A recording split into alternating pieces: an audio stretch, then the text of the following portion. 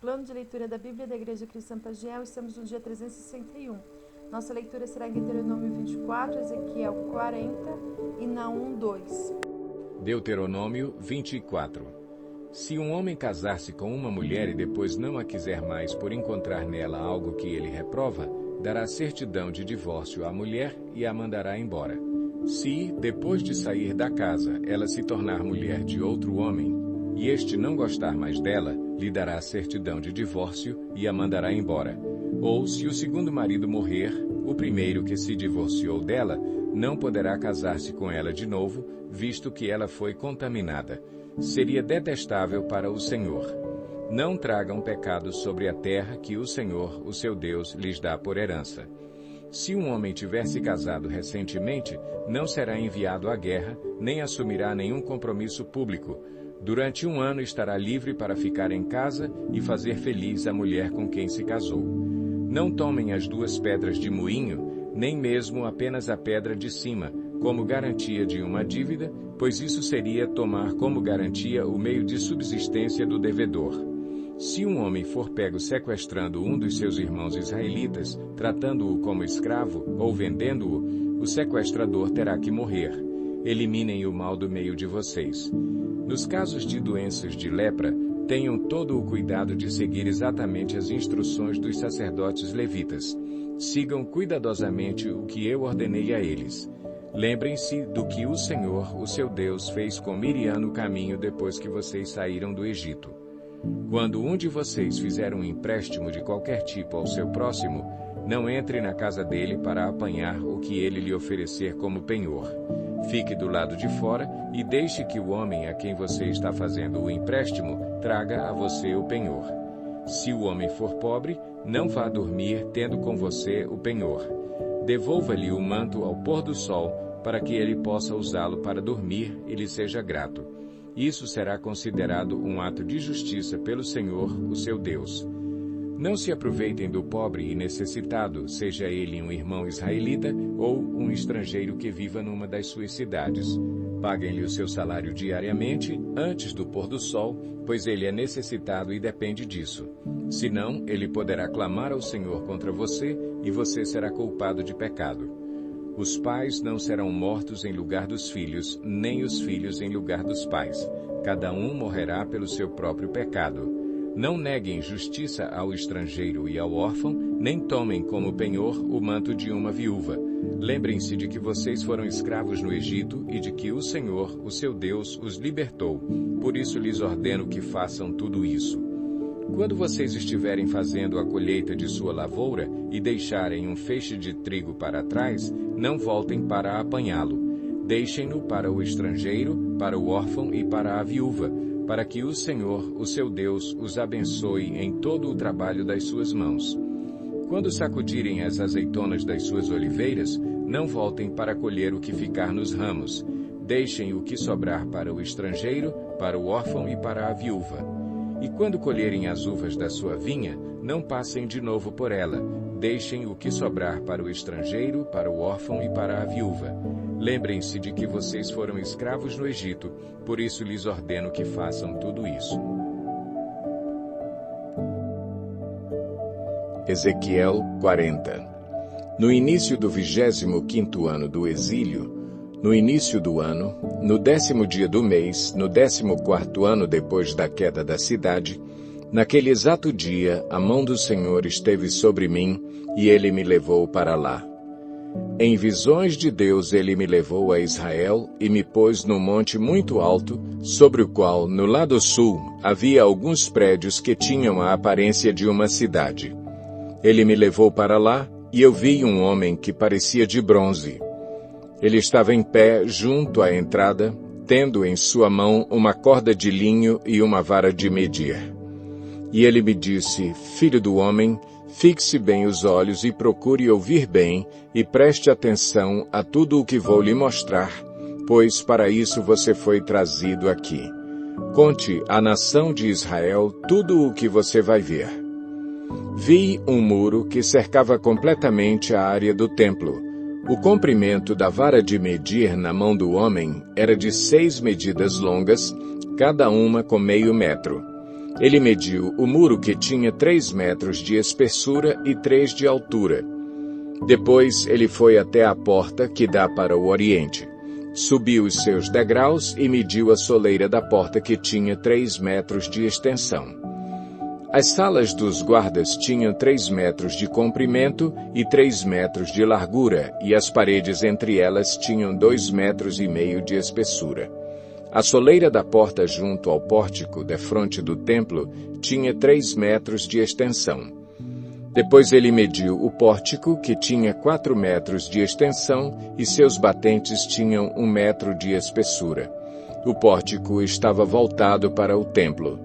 Da porta oriental para dentro havia 3 salas de cada lado. As 3 tinham as mesmas medidas, e as faces das paredes salientes de cada lado tinham as mesmas medidas. A seguir, ele mediu a largura da porta à entrada. Era de 5 metros, e seu comprimento era de 6,5 metros. Defronte de cada sala havia um muro de 0,5 metro de altura, e os nichos eram quadrados, com 3 metros em cada lado. Depois ele mediu a entrada a partir do alto da parede do fundo de uma sala até o alto da sala oposta. A distância era de 12,5 metros, da abertura de um parapeito até a abertura do parapeito oposto. E mediu ao longo das faces das paredes salientes por toda a parte interna da entrada. Eram 30 metros. A medida era até o pórtico que dá para o pátio. A distância, desde a entrada da porta até a extremidade do seu pórtico, era de 25 metros. As salas e as paredes salientes dentro da entrada eram guarnecidos de estreitas aberturas com parapeito ao redor, como o pórtico. As aberturas que os circundavam davam para a parte interna. As faces das paredes salientes eram decoradas com tamareiras.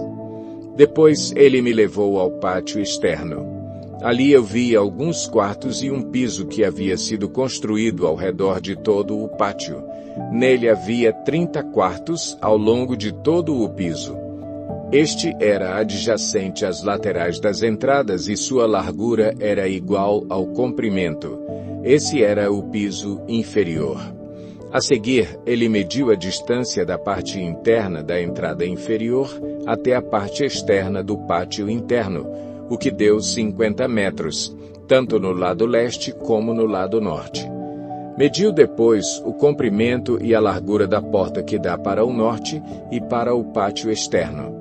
Seus compartimentos, 3 de cada lado, suas paredes salientes e seu pórtico tinham as mesmas medidas dos compartimentos da primeira entrada.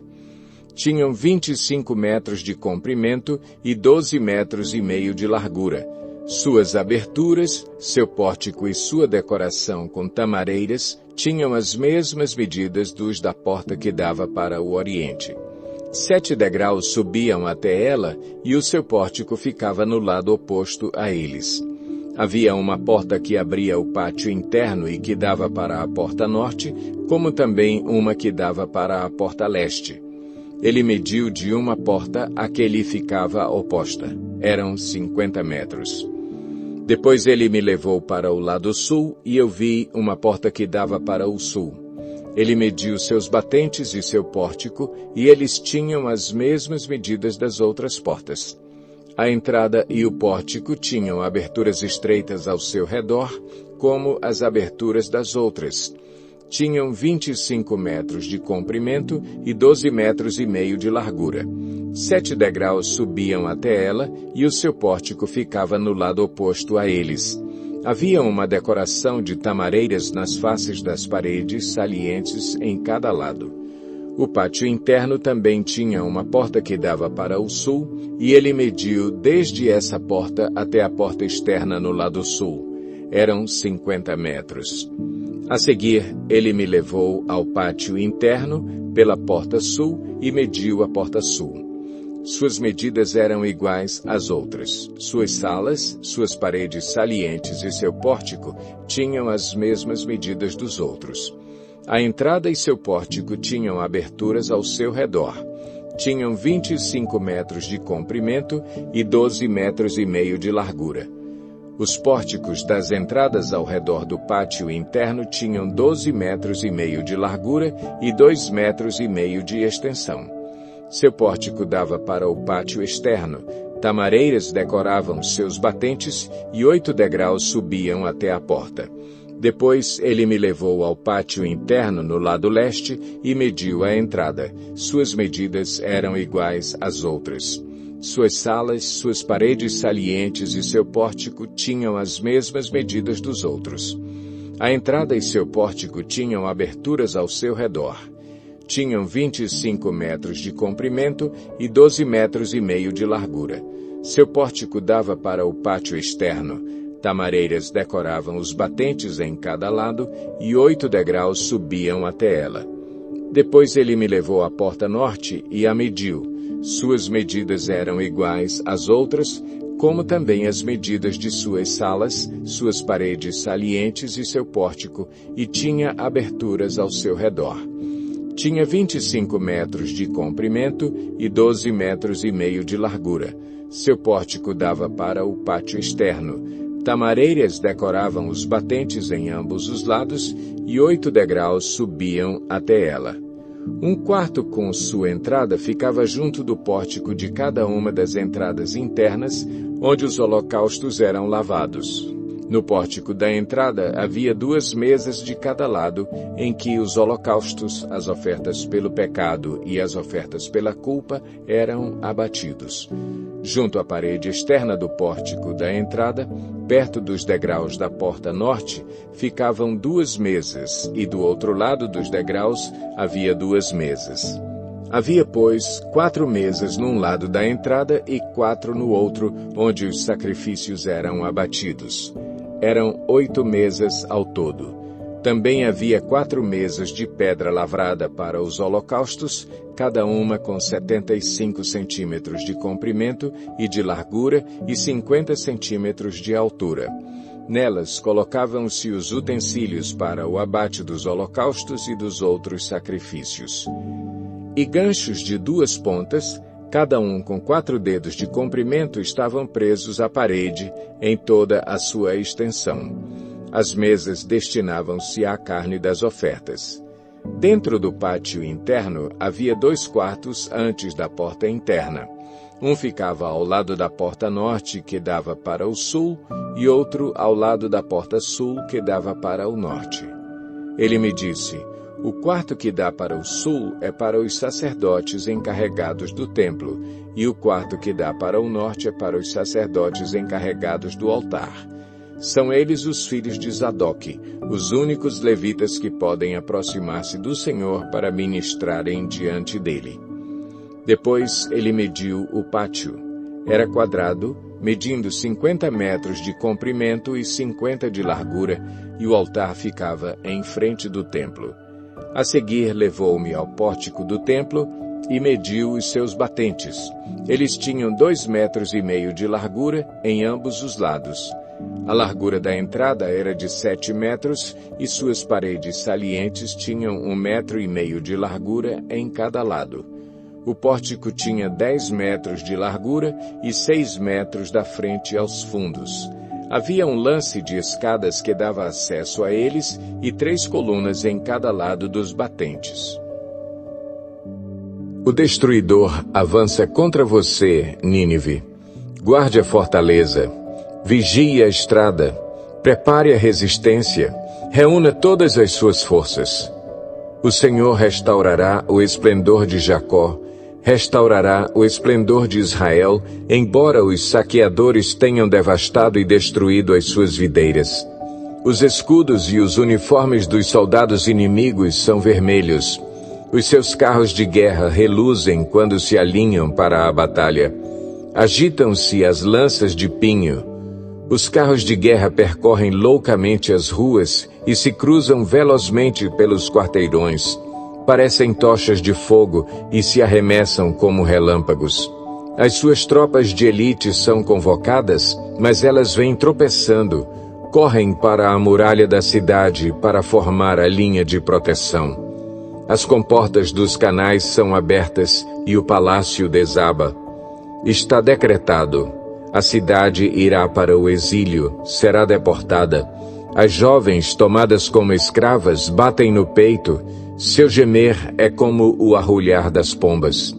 Nínive é como um açude antigo cujas águas estão vazando. Parem, parem, eles gritam, mas ninguém sequer olha para trás. Saqueiem a prata, saqueiem o ouro, sua riqueza não tem fim, está repleta de objetos de valor.